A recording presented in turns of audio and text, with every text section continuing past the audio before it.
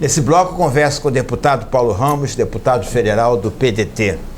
Deputado, eu tenho entrevistado o pessoal do PFL, entendeu? Inclusive bolsonaristas, e ele diz o seguinte: há um temor de quem ao ingressar no partido político lá na frente não tem a legenda para ele. Ele tem que ter o controle do partido político. Isso não acontece? Deixa eu dizer uma coisa. Lá na frente dá uma calça riada nele, deputado. Claro. Ele é cobra criada, né, deputado? Claro que isto é uma manipulação da informação. No fundo, ele não quer o controle total. Ele não quer compartilhar o controle. Ele quer ter controle em todas as unidades da federação. É ele que quer controlar as legendas, quer controlar as nominatas. Ele é que quer. Porque no fundo, ele é que não é confiável. Mas, deputado, olha só, o presidente da República não tem o direito de garantir que ele seja candidato à reeleição? Por exemplo, o Ciro tem o PDT garantido. Não. O Lula tem o PT. Não, ele sabe. Ele? Não, ele sabe. Agora, a Aliança pelo Brasil é que não saiu, esse é o problema. Há uma diferença. Tempo da televisão e de fundo partidário. Há uma diferença. Há uma diferença entre ter a certeza da legenda, ele ingressando. Se ele ingressasse no PMB, ele teria legenda. Mas não tem fundo partidário nem tempo de televisão, deputado. Então, aí nós temos outras questões. Outras questões. Mas ele não vai formar uma frente? Quais são os partidos que tem que olhar assim? Olha aqui. Existe um campo partidário, PDT, PT, PCdoB, PSB, PSOL, Rede e Verde. Tem os partidos. Esses partidos caminham, já têm candidaturas. PSDB, DEM, PSD, PP, são partidos e PSD também que querem ter um candidato, que não é o Bolsonaro. A grande questão, eu digo partidos que têm mais identidade, que você não pode dizer. Tem partido que não tem ideia, eu não vou citar para não ser antiético, mas tem os partidos que são identificados pela sua linha, tanto a esquerda, centro e direita.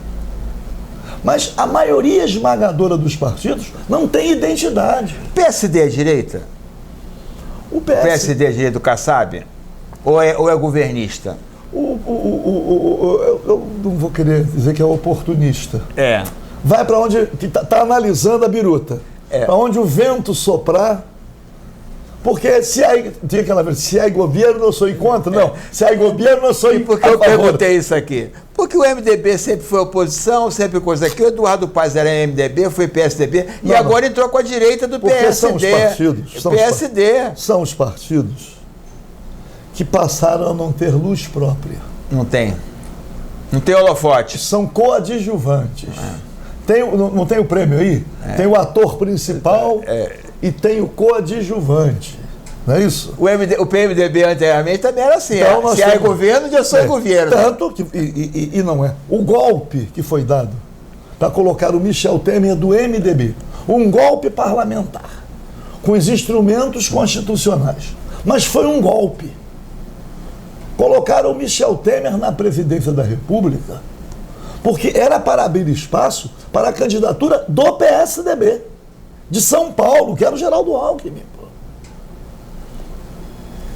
Eles deram o golpe e foram atropelados pelo Bolsonaro. Que o Bolsonaro não era o candidato deles. Participou, obviamente, do golpe. Participou.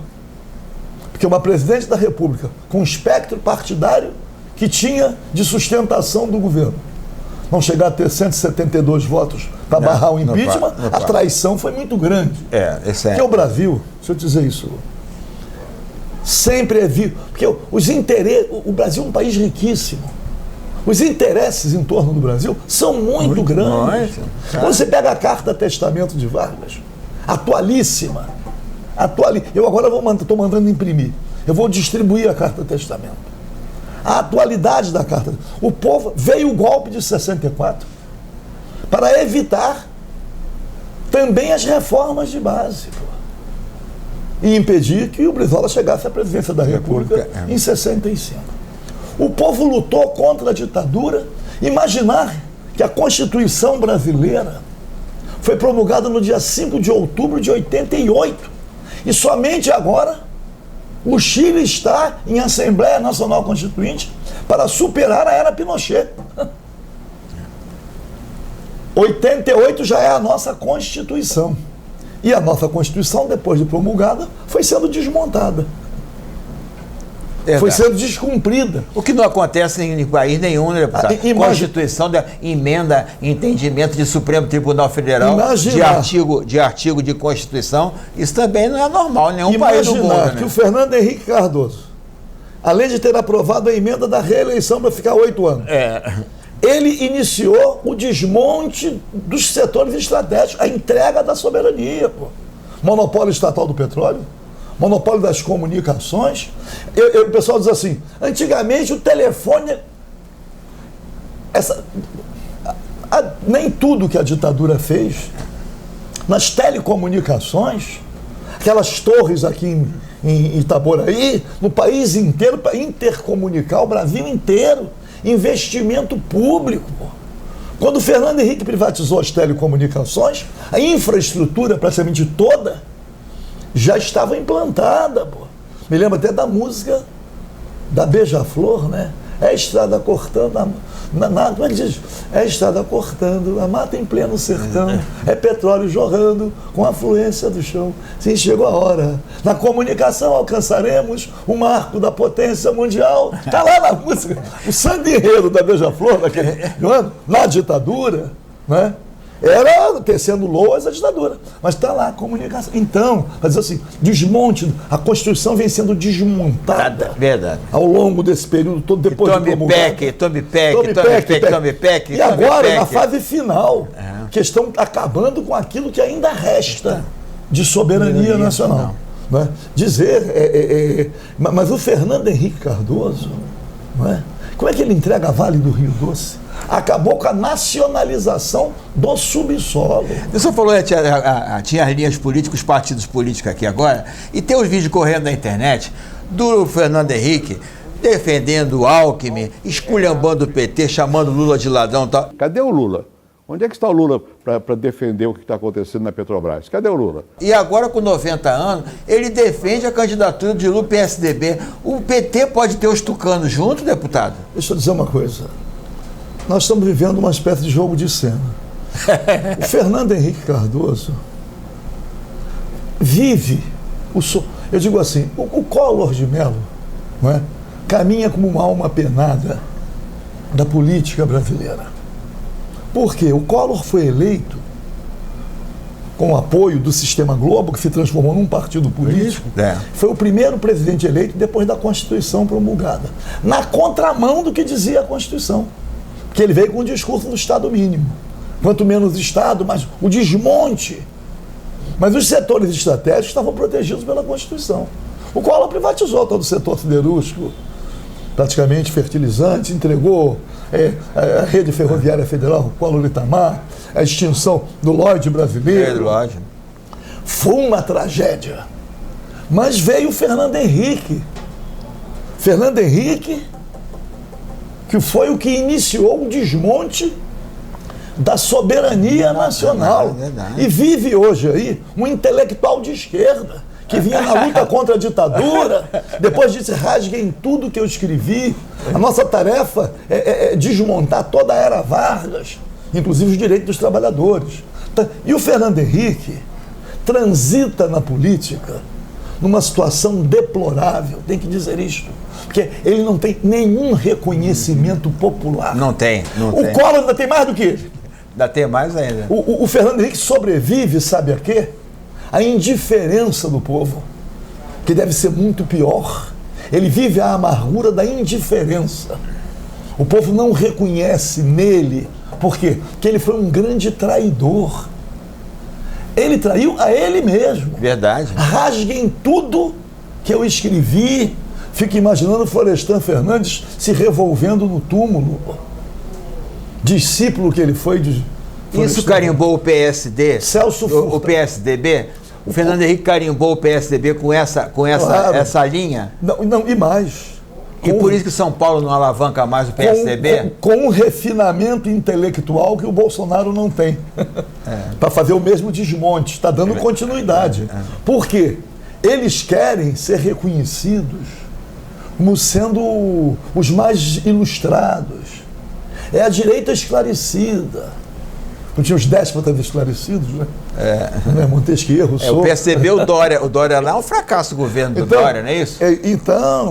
Então, o Fernando Henrique Cardoso está tentando transitar para tentar demonstrar que ele ainda exerce alguma influência. Mas com 90 anos, deputado? Nenhuma, mas foi presidente da República há 8 anos.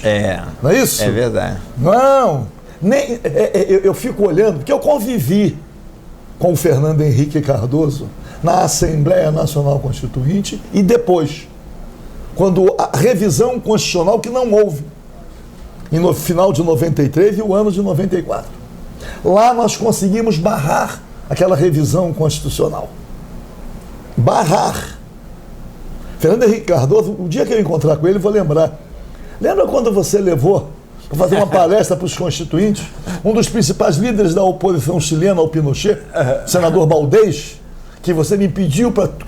Não estava conseguindo reunir senadores, me pediu para trazer deputados, eu fui para o telefone para convidar o pessoal e assistimos a palestra do Baldez, senador opositor ao Pinochet, quando ele disse que a destruição que o Pinochet estava fazendo, a entrega, o desmonte do Estado chileno, que o povo chileno nem nos próximos 100 anos poderia aspirar por soberania.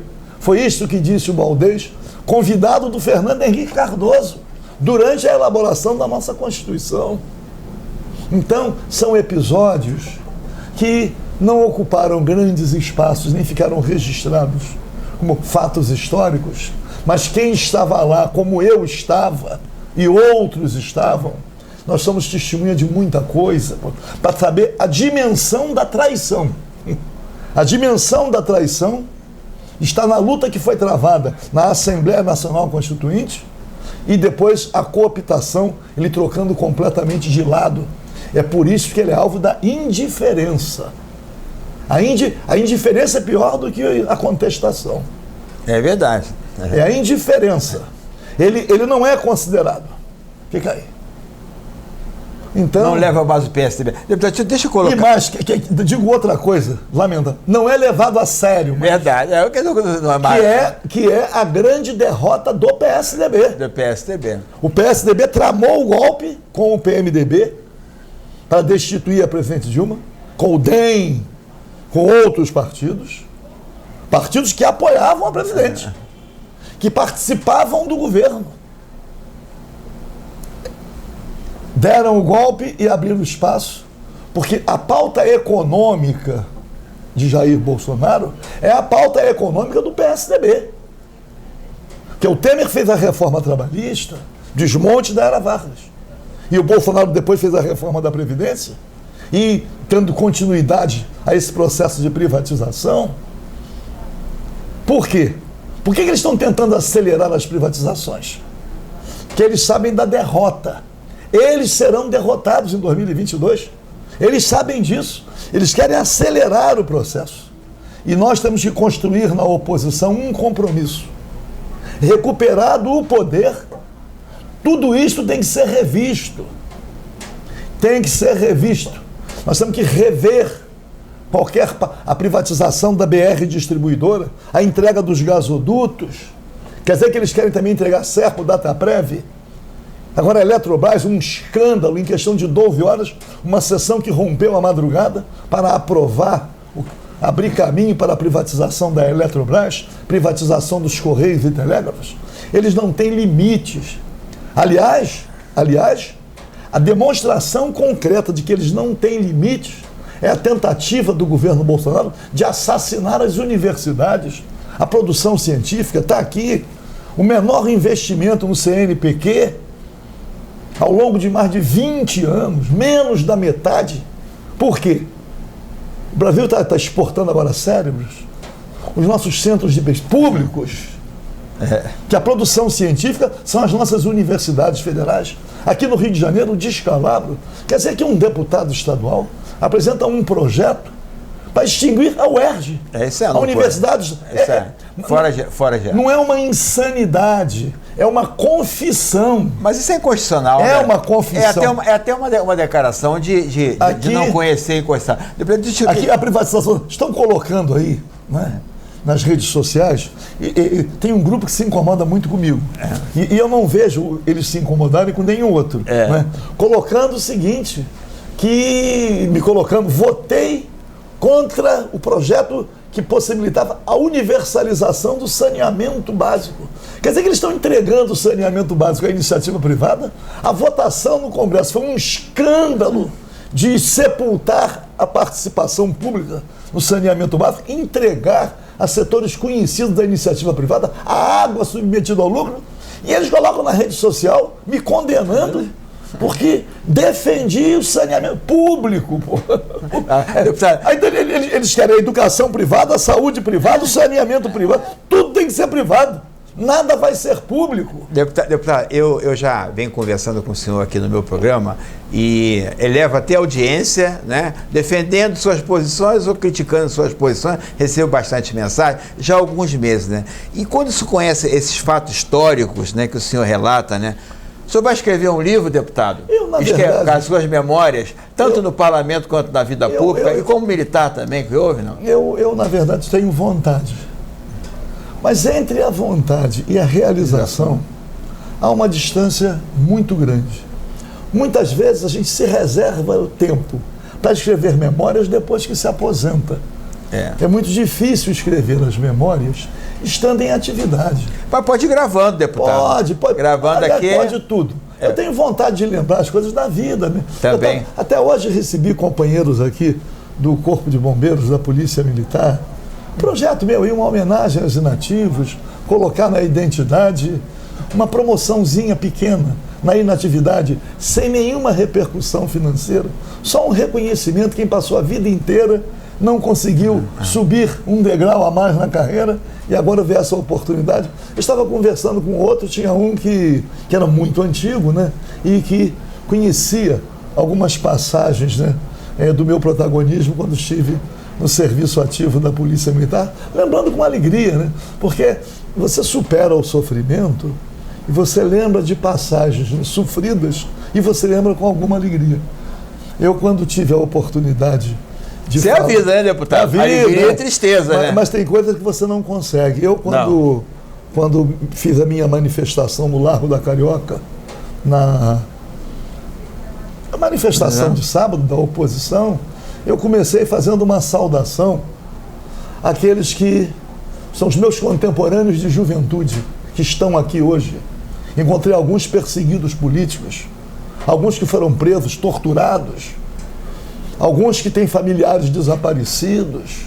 Lembrando isto, e por incrível que possa parecer, para quem participou da Assembleia Nacional Constituinte como eu, era impossível imaginar que estaríamos tantos anos depois sobrevivendo ou vivendo a mesma tentativa de golpe que houve em 64, e o golpe, porque existe uma direita no Brasil, liberal, mas que pelo menos defende a preservação desse mínimo democrático. Mas a direita radical, bolsonarista, além de ter a pauta de... nem é Estado mínimo, além de ter a pauta de Estado nenhum, ainda é golpista, ainda não admite o Estado democrático de direito. Quer controlar com mão de ferro o poder para entregar os interesses do povo brasileiro à iniciativa privada. A iniciativa privada internacional, que a elite brasileira hoje, mesmo a elite empresarial, está completamente combalida na dependência. Então, ele quer entregar quem? Aos desmatadores, às madeireiras, a tudo aquilo que representa o que há de mais negativo. E o povo, 20 milhões passando fome. 15 milhões de desempregados, outros 15 milhões de desalentados, o processo de favelização crescendo, população de rua crescendo, a má distribuição da renda. Não é que o salário mínimo em 2022 para R$ 1.100, R$ 1.100 e poucos reais? Pego dados do Diese lá. O salário mínimo, para cumprir a Constituição, deveria ser igual ao teto da Previdência, 5 salários mínimos, aquele mínimo constitucional. Mas nunca foi, né, deputado? Mas vinha crescendo.